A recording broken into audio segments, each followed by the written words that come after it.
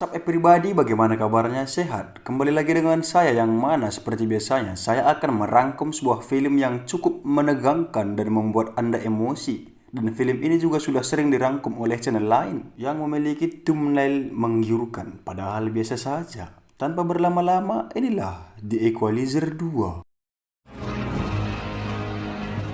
Jika Equalizer pertama bercerita tentang Robert yang membantu gadis remaja yang dijadikan pelacur oleh seorang mafia, maka di Equalizer 2 bercerita tentang Robert yang balas dendam terhadap pembunuh sahabatnya. Bagaimana kesurannya? Langsung saja check in.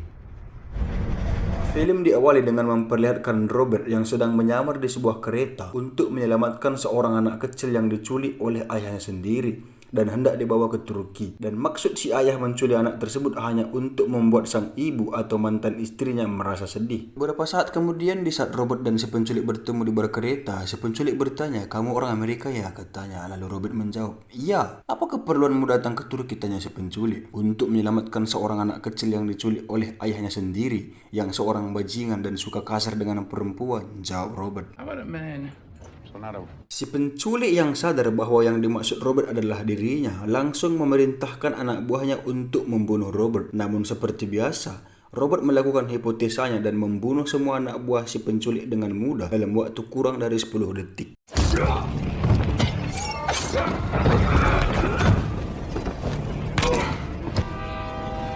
Setelah membunuh seluruh anak buah penculik tersebut, Robert mendatangi si penculik dan mengatakan, "Aku memberimu dua pilihan, yaitu rasa sakit yang menyakitkan atau rasa sakit yang mengubah." There are two kinds of pain in this world. Pain that hurts, pain that alters.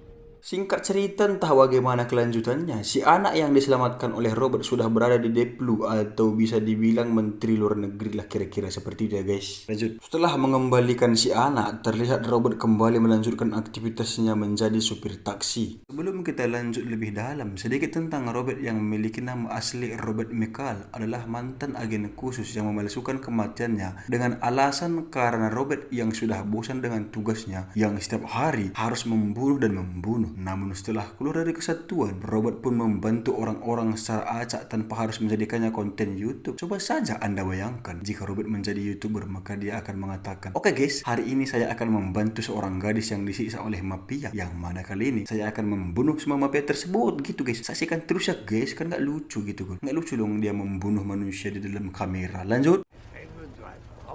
Terlihat Robert menjemput seorang kakek langganannya dan mengantarnya sampai ke tujuan. Dan setelah itu, Robert melanjutkan pekerjaannya hingga malam hari. Dan terlihat Robert mendapat penumpang yang berbagai macam jenis, mulai dari orang pengangguran hingga ke orang yang ingin tobat. Dan Robert sangat menikmati pekerjaan tersebut. Di pagi harinya setelah selesai bekerja, terlihat Robert pulang ke rumahnya dan menyapa seorang perempuan tetangganya yang baik hati bernama Fatimah. Assalamualaikum. Waalaikumsalam. Left you something upstairs. Thank you, Fatima. Di lain tempat di sebuah kota bernama Brussels, terlihat sebuah keluarga yang didatangi beberapa orang penjahat, yang mana para penjahat ini menembak sang istri tepat di depan si suami. Setelah itu, para penjahat ini menaruh pistol di tangan si suami dan menembakkan kepalanya sendiri.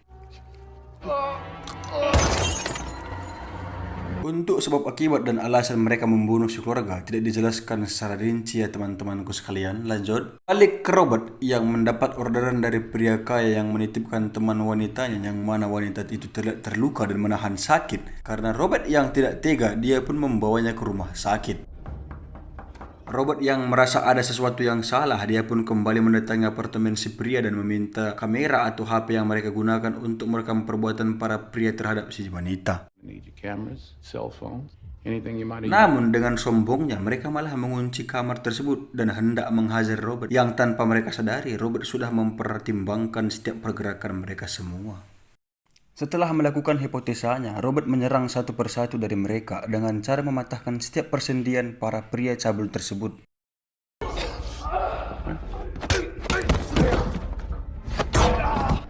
Setelah itu, Robert mendatangi Neymar yang sedari tadi hanya menonton adegan perkelahian itu. Lalu Robert bertanya, "Tangan mana yang kau gunakan untuk memelintir bulu wanita itu?" katanya. Lalu Neymar menjawab, Tangan kiri Om. Seketika itu Robert langsung mematahkan jari-jari si Neymar hingga dia merintih kenikmatan. Sebelum pergi, Robert juga mengatakan, sampaikan kebenarannya kepada polisi bahwasannya uang bapakmu tidak sanggup menebus kesalahanmu kali ini, katanya. Call 911 about what happened in here tonight. Your daddy's money's not gonna save you this time. Setelah selesai, Robert pun pulang ke rumahnya yang mana terlihat ada seorang di dalam rumah Robert. Dan saat Robert masuk, yang ternyata si orang tersebut adalah kawan lama Robert bernama Susan.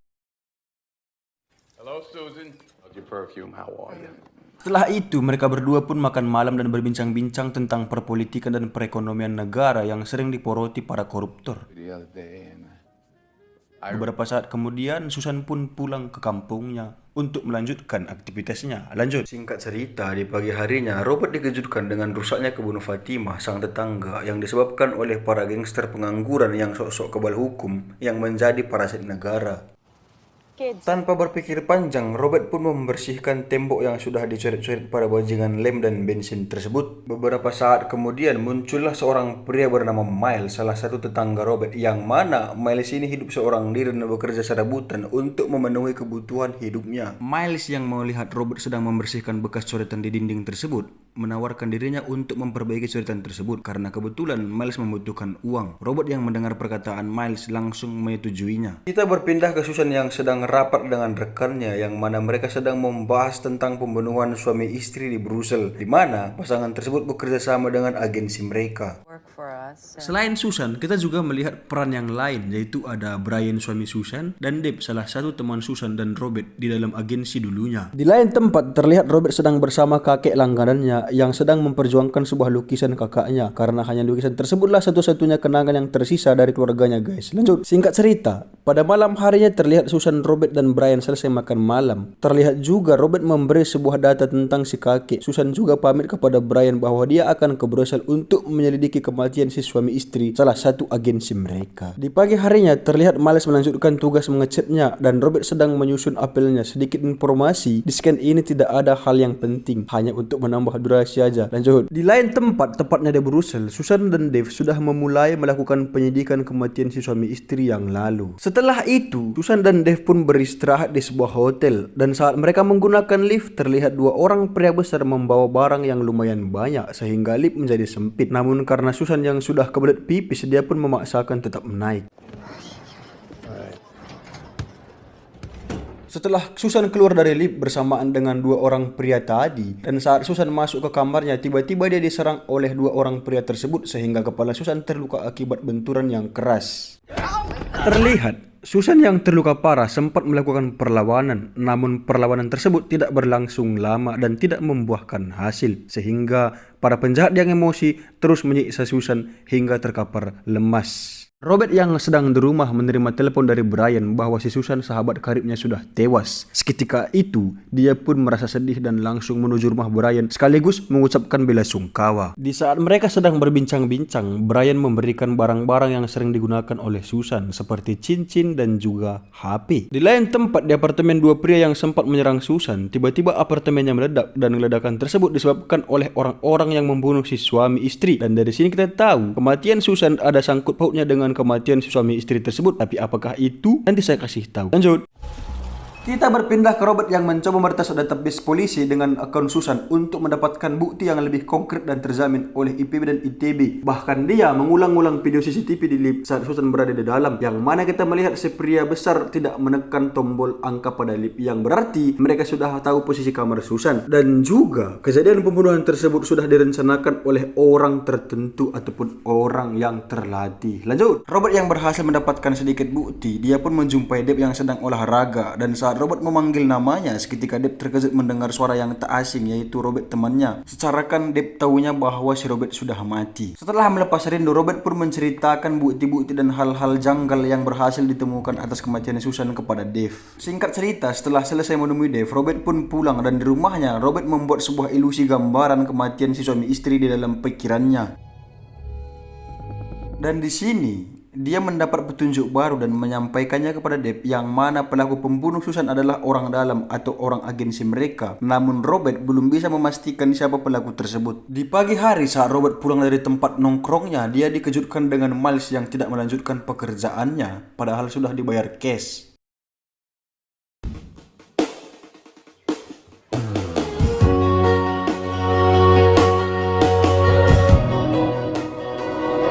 yang tahu lokasi Miles, dia pun langsung menuju lokasi tersebut tanpa bicara atau mengucap salam. Robert langsung menghajar penjaga pintu markas geng Miles.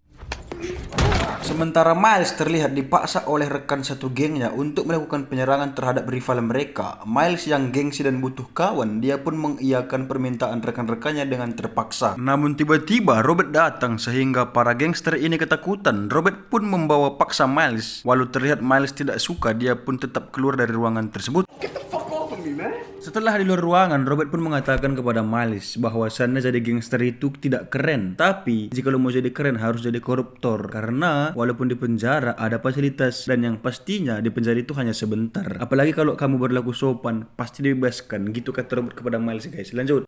Keesokan harinya, Miles yang sadar akan kesalahannya mendatangi rumah Robert untuk minta maaf. Setelah masuk ke dalam rumah Robert, Miles menawarkan diri untuk merenovasi dapur milik Robert. Seperti biasa, Robert pun menyetujuinya. Setelah itu, Robert melanjutkan aktivitasnya jadi supir taksi, yang mana terlihat dia mendapat penumpang pria botak, yang mana ternyata penumpang tersebut bukanlah penumpang biasa. Karena tiba-tiba si pria hendak ingin membunuh Robert. Untuk menyelamatkan diri, Robert pun mempercepat laju mobilnya sehingga si pembunuh kehilangan keseimbangan, yang mana Robert mengambil kesempatan hingga mereka sampai di sebuah jembatan tempat yang sepi. Robert langsung menembak si pria hingga tewas. Untuk menghilangkan jejak, Robert pun membakar si pria botak bersamaan dengan mobilnya. Dan sebelum itu, Robert sempat mengambil handphone si pelaku. Singkat cerita, kita berpindah ke keluarga Depp yang didatangi Robert, yang mana Robert menjumpai Depp untuk memberikan handphone si pelaku atau orang yang mencoba membunuhnya. Karena Robert percaya bahwa orang yang menyuruh si pembunuh akan menelepon nomor tersebut.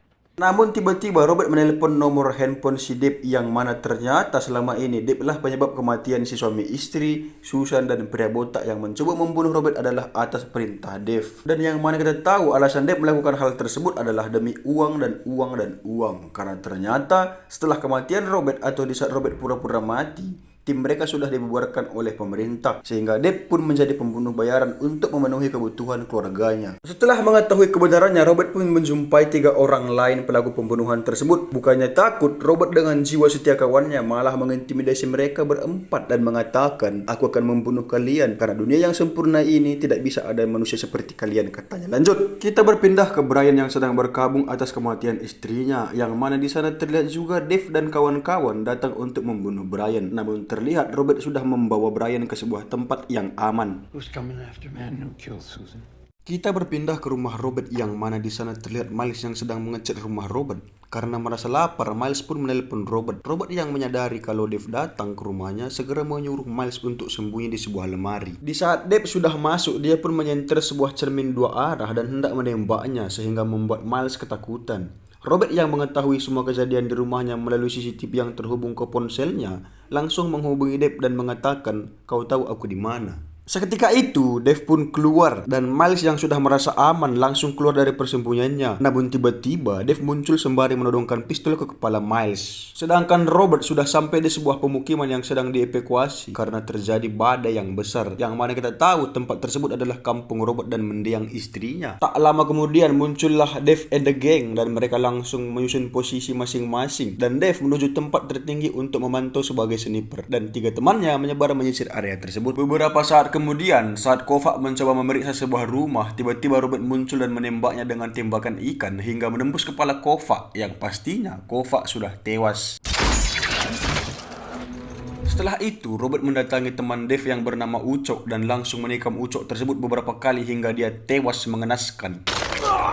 Robert sendiri terlihat masuk ke rumah lainnya, yang mana di sana banyak sekali bahan-bahan kimia yang mudah terbakar. Dan dengan zat tersebut, Robert pun membuat sebuah jebakan. Dan benar saja, saat teman Dave bernama Pidong melempar peledak ke ruangan tersebut, seketika ruangan itu meledak dan mengenai Pidong di bagian perut sehingga Pidong tewas. Dave yang menyadari bahwa semua temannya sudah tewas, Dave pun menjalankan rencananya, yaitu mengancam Robert bahwa Dave akan membunuh Miles yang sedang diikat di bagasi mobil. Setelah beberapa tembakan, Robert pun menembak ban mobil tersebut sehingga tembakan Dave meleset.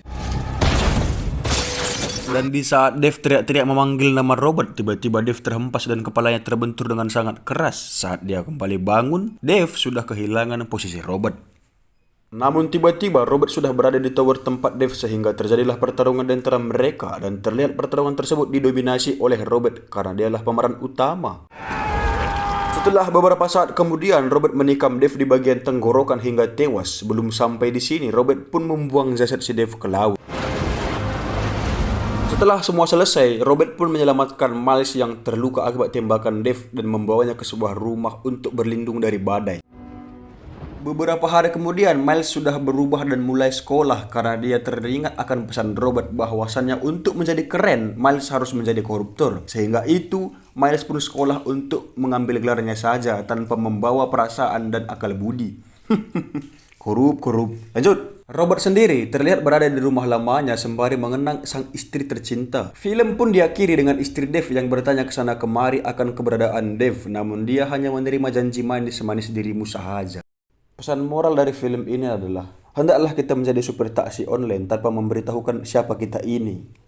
Saya, jajaran tuan film tidak menyukai film namun menyukai AdSense, mengucapkan sampai jumpa.